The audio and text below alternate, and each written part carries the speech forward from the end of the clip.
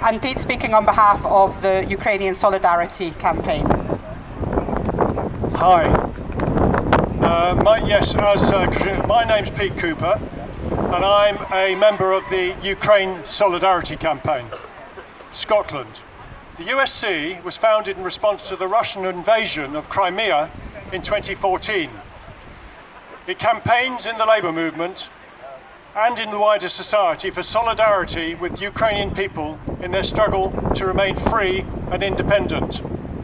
At a national level, the PCS, the Civil Service Union, ASLEF, the Train Drivers Union, and the NUM, the Mine Workers Union, are affiliated, as well as a number of local and socialist organisations. We stand foursquare behind the Ukrainian people's fight against Putin's barbaric imperialist invasion. We say victory to the Ukrainian people. Flowing from that, we call for the immediate and unconditional withdrawal of Russian troops from Ukraine. Everyone here wants peace, but peace on what and on whose terms? Only the Ukrainian people has the sovereign right to self-determination, and that means to decide the terms of any eventual peace agreement. We in the UK and Scotland have the duty to support them up to and including the liberation of their entire territory, if that is what they choose. All Russian troops out of Ukraine now. And this brings us on to the issue of NATO, which I know is a thorny issue. The Ukrainian armed forces have fought an heroic fight against a numerically superior and better equipped enemy. This is due both to their superior morale and motivation in defending their homeland to the Russian invader, but also because the Ukrainian government has been armed by the NATO powers, the sole powers who can supply weaponry to effectively counter the Russian armed forces, artillery and air power. The question of arms. The Ukrainians, along with all other peoples fighting for their national independence, faced with vastly superior enemy forces, have the right and even the duty to take arms from wherever they can get them. Just as James Connolly, the Irish revolutionary, was prepared to take German arms in the fight for Irish independence against Britain. Whatever their views on NATO, they cannot afford to reject NATO arms and intelligence fed to them with an eyedropper without immediately losing the war and subjecting themselves to Russification, ethnic cleansing and disappearance as a nation. However, we are totally opposed to any direct NATO participation in this war, such as by, for example, the enforcement of a no-fly zone over Ukraine. Such involvement could easily escalate the conflict into a general conflagration and even a nuclear war.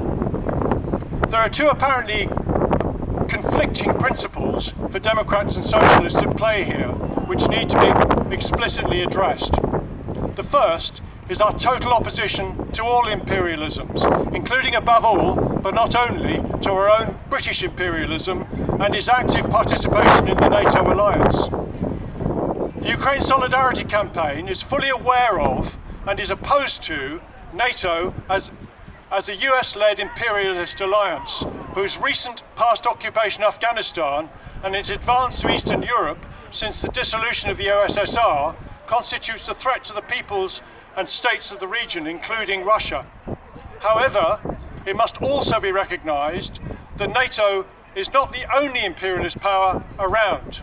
Russia, Japan, the UK, France, and the relatively new kid on the block, China, are also clearly imperialist powers.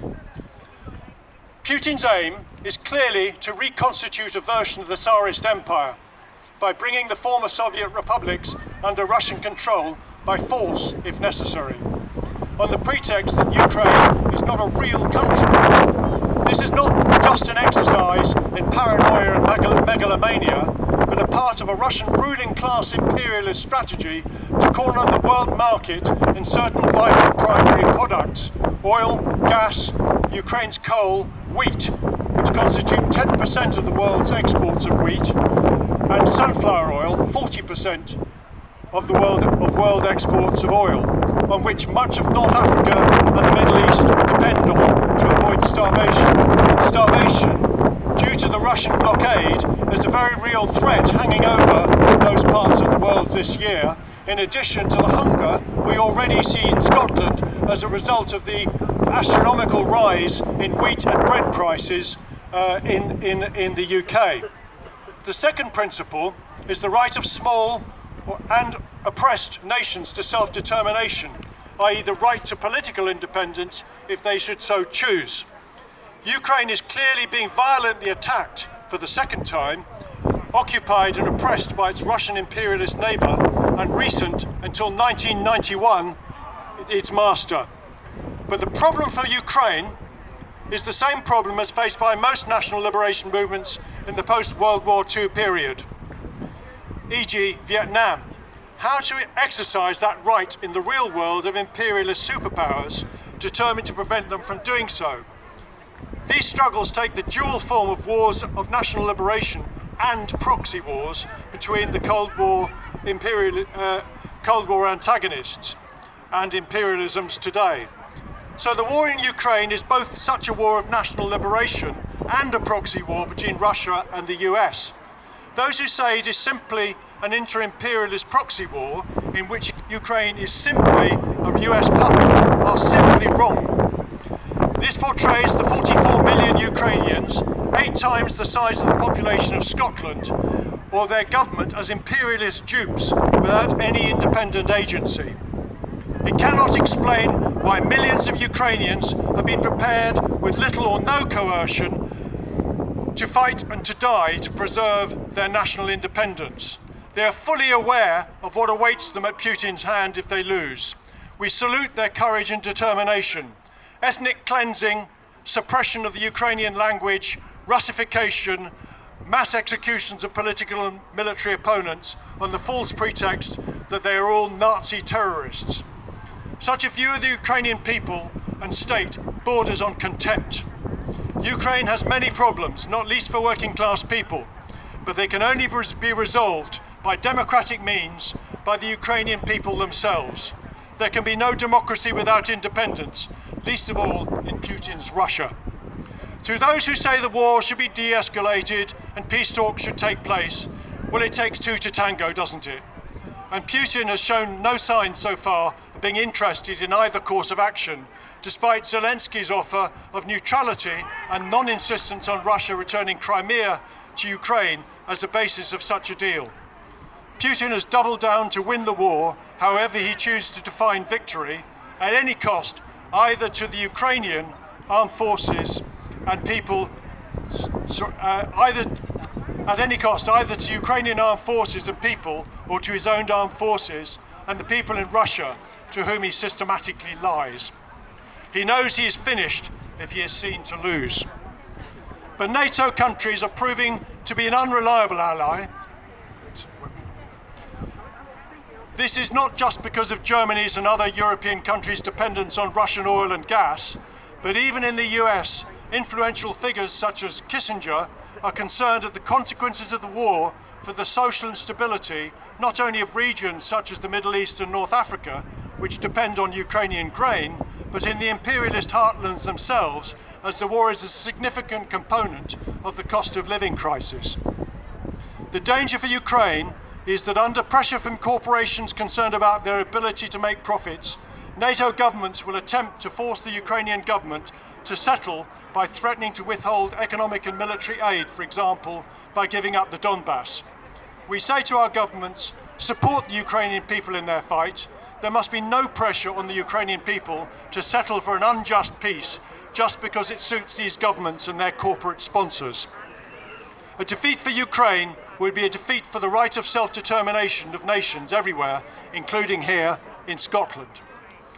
USC Scotland's final demand is for the waiving of all visa requirements for Ukrainian refugees. The UK record so far on Ukrainian refugees is a shameful continuation of its cruel, hostile environment policy. Germany has accepted 700,000 Ukrainian refugees, and Ireland, with a population the same size as Scotland, has accepted 35,000, and the UK about 85,000. There are loads of horrific stories of obstructive officialdom, for example, refusing to allow whole families to enter because a baby hasn't got a visa. We should welcome all such refugees who are fleeing for their lives. We say to the UK Home Office should abandon its cruel, hostile environment policy and waive all visa requirements for Ukrainian refugees now. We believe we need a mass solidarity movement in Scotland. We made a start by leafleting the Scotland-Ukraine football match. Today, the 25th, is the first worldwide day of action in support of Ukraine by the internationalist left. It won't be the last. Finally, I want to leave you with a maybe loaded question, but one which poses the problem in a concrete way, in which abstractions about de-escalation, peace negotiations, etc., in my view, evade. What would you do if you were a Ukrainian and you knew that Russian tanks were about to destroy your village, kill you and your family and your community? Victory to Ukraine. All Russian troops out now. Refugees are welcome here. And that's not just, of course, Ukrainian refugees, but that is the demand of the Ukrainian Solidarity Campaign. Personally, I'm in favour of open borders and all refugees from all nations should be allowed, but the demand of the Ukraine Solidarity Campaign is waive all visas for Ukrainian refugees now. Thank you.